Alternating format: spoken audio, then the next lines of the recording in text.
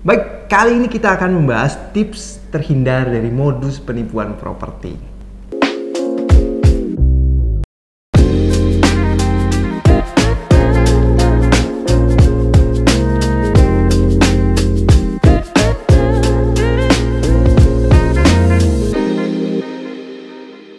Baik, assalamualaikum warahmatullahi wabarakatuh. Salam sejahtera untuk kita semua. Apa kabarnya di sana? Semoga baik-baik saja ya. Nah, di masa-masa kayak gini jangan lupa untuk jaga kesehatan. Cuaca lagi tidak bersahabat dengan kita karena banyak juga teman-teman, sanak saudara mungkin yang sedang sakit. Jadi kita juga harus menjaga diri ya. Kali ini saya akan membahas tentang tips terhindar dari modus penipuan properti. Kenapa bisa terjadi sih penipuan properti ini? Sebenarnya properti ini adalah suatu instrumen investasi yang paling menggiurkan. Artinya apa?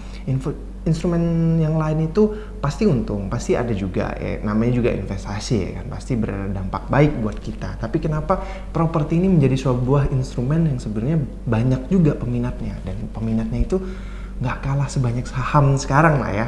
Nah, kenapa orang-orang banyak memilih properti ketimbang saham atau emas ya?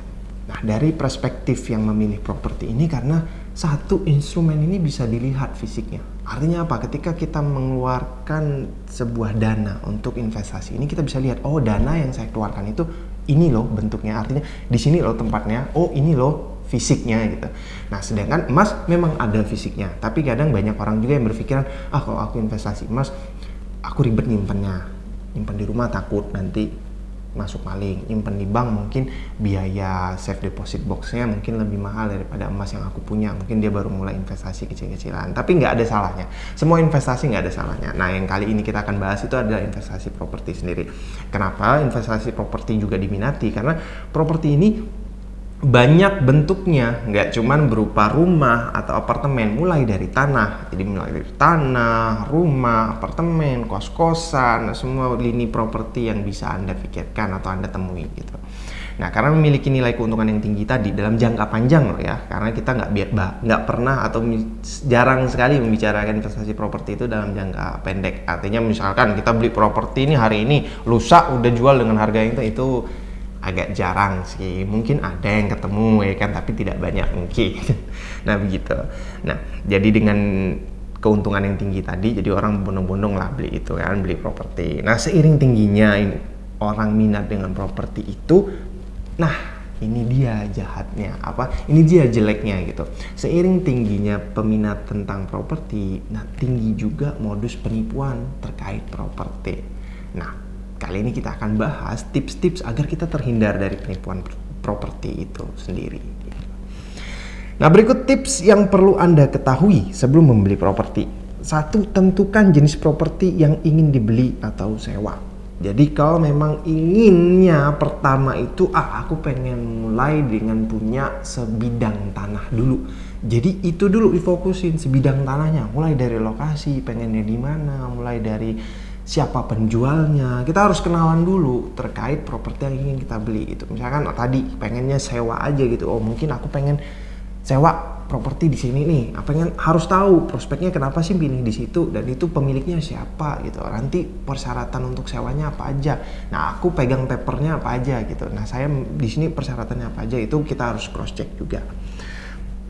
Terus yang kedua, bandingkan harga dengan pilihan sejenis. Artinya di sini kan namanya kita pembeli adalah raja gitu. Itu kita bebas juga sih. Ketika kita ingin membeli sebuah produk properti, apalagi propertinya mungkin di areal yang sama itu memiliki penawaran yang banyak. Nah, kita bebas kok ngecek satu persatu itu. Jangan takut misalkan aku belum ada kemampuan untuk membelinya. Jangan pernah memiliki perasaan seperti itu.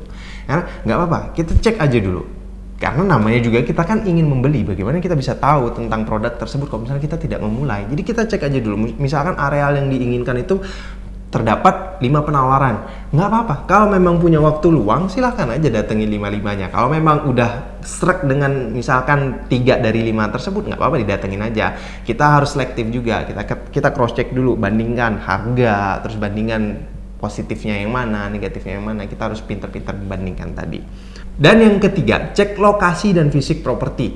Nah, untuk poin ini, fisik dan lokasi ini biasanya sering kita temui dengan penjualan aset berupa sebidang tanah. Apalagi tanah-tanah investasi yang dibicarakan ini adalah tanah-tanah yang berada di daerah berkembang.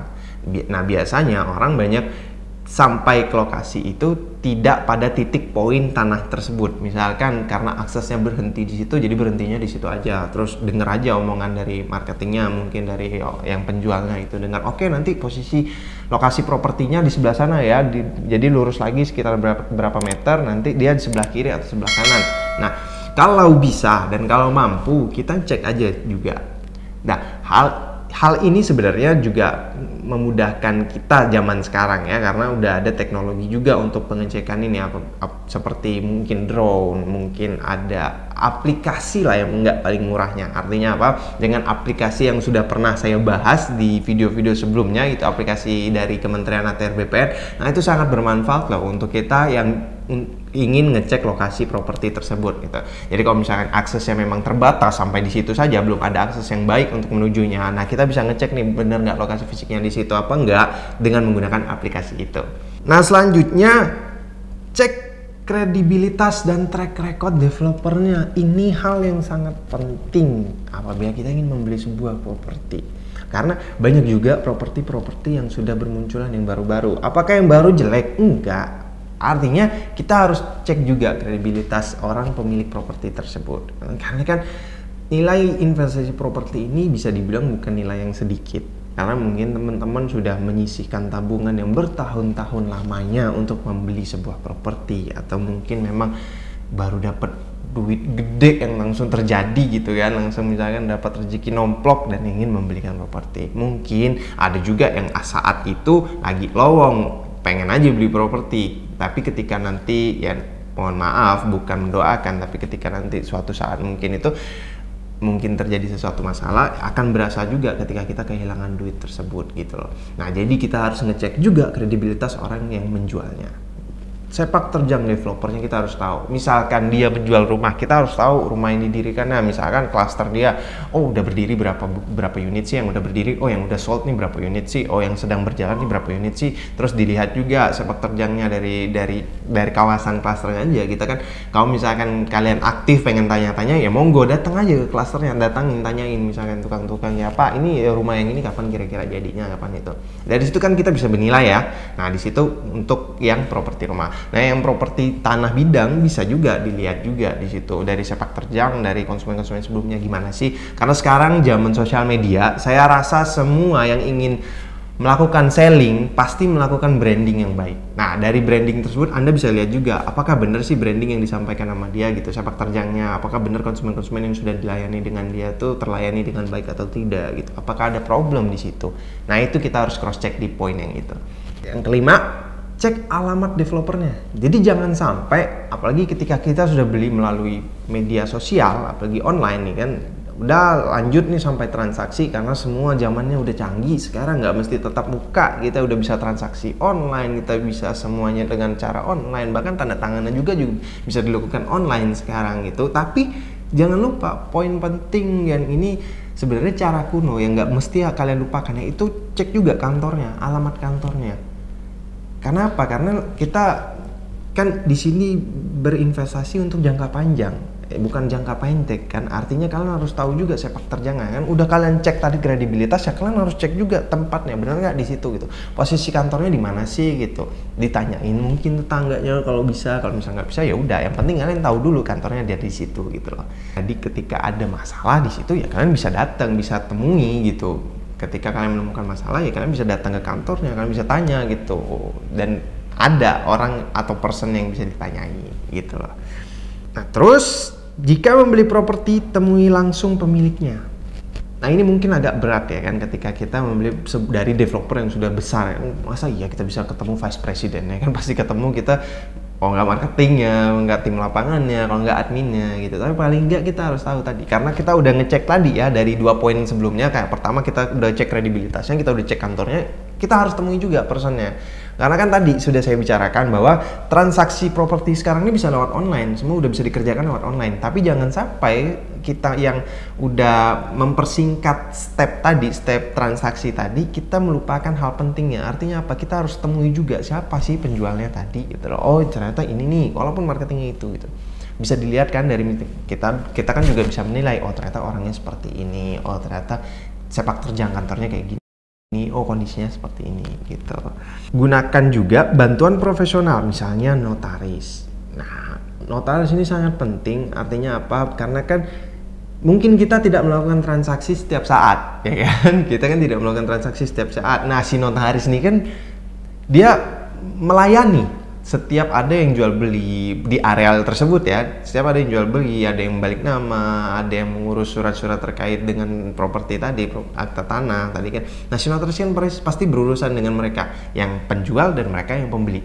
Nah, dari sini kan notaris adalah pihak netral di tengah yang selalu bertemu dengan orang-orang tersebut. Apabila kita ingin membeli sebuah properti dan properti tersebut sering melakukan penjualan, kan si notaris tersebut mungkin akan melihat gitu. Oh, iya benar. Dari developer ini memang melakukan penjualan seperti ini, dari konsumennya juga udah banyak dan belum ada problem atau misalnya belum ada masalah yang kami temui gitu. Dari notarisnya mengatakan seperti itu. Nah, pihak notaris sangat bagus apabila kita meminta saran lah ya, karena di sini notaris nggak dibayar, dia nggak dipromosikan. Artinya apa? Ketika dia memberikan suatu kredibilitas terhadap sebuah developer, ya itu udah menyangkut nama baik si notaris tersebut. Jadi saya rasa notaris akan melakukan jawaban yang sangat jujur, artinya yang sangat netral tanpa memihak kemanapun gitu.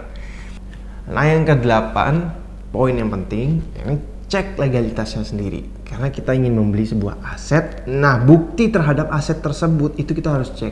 Bahwa bukti yang dikeluarkan yang sah terkait properti itu dikeluarkan oleh Kementerian ATR BPN. Jadi untuk mengecek sebuah legalitas, apabila kalian memiliki waktu luang yang cukup banyak, silahkan datangi kantor BPN yang ditanya properti tersebut. Benar nggak buktinya yang ini, lokasinya di sini, pas nggak sesuai atas nama ini, posisinya di situ, luasannya sesuai nggak. Silakan luangkan waktu. Apabila kalian tidak bisa meluangkan waktu, silakan gunakan aplikasi yang tadi saya pernah sebutkan dan pernah juga kita bahas di video-video lainnya. Udah banyak banget loh video kita yang bahas aplikasi itu, karena aplikasi itu sangat membantu.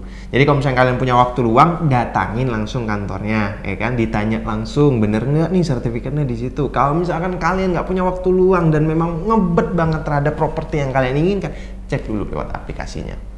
Cek dari lokasinya tumpang tindih atau tidak, bener nggak lokasinya, luasannya sesuai atau tidak. Nah, menggunakan aplikasi tersebut. Nah, yang terakhir, ini poin ketika ingin membeli properti rumah dan lainnya ya, bangunan ya, cek izin pembangunannya.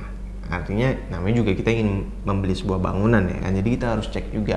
Nah, berikutlah beberapa tips agar kita terhindar dari modus-modus penipuan properti. Ingat, seperti yang saya sering nonton ya dulu ya, Bang Napi, mungkin dari teman-teman juga pernah nonton juga gitu, bahwa kejahatan itu terjadi bukan karena perilaku dari pelakunya sendiri, tapi karena kesempatan juga. Makanya kita disuruh waspada, dan waspadalah. Nah, jadi kita tutup aja. Kita artinya sebuah kejadian buruk itu nggak ada loh orang yang pengen gitu, nggak ada orang yang pengen tertimpa sebuah masalah gitu, tapi kita harus tetap waspada, kita tetap harus jaga dengan tips-tips yang tadi saya berikan. Semoga itu bisa menjaga dari sisi yang mungkin bakal bocor bagi teman-teman yang ingin punya properti. Jangan lupa like video ini, subscribe dulu channelnya, karena kita bakal bahas-bahas juga video-video lainnya nih terkait dengan properti, investasi, dan mungkin dari bidang-bidang yang terkait juga. Nah, apabila kalian menemukan manfaat di video ini, semoga kami bisa membantu di sini. Nah, apabila ada kekurangan, kesalahan, atau ada beberapa materi yang tidak kalian pahami atau mungkin kalian tidak sepaham dengan kami, ya kami mohon maaf, karena kesempurnaan itu milik Tuhan semata, bukan milik saya. Baik, jangan lupa, saya ingatin, like dan subscribe karena itu membantu kami dalam membuat konten. Ditunggu lagi video-video selanjutnya ya. Saya Abil Maliki, pamit undur diri.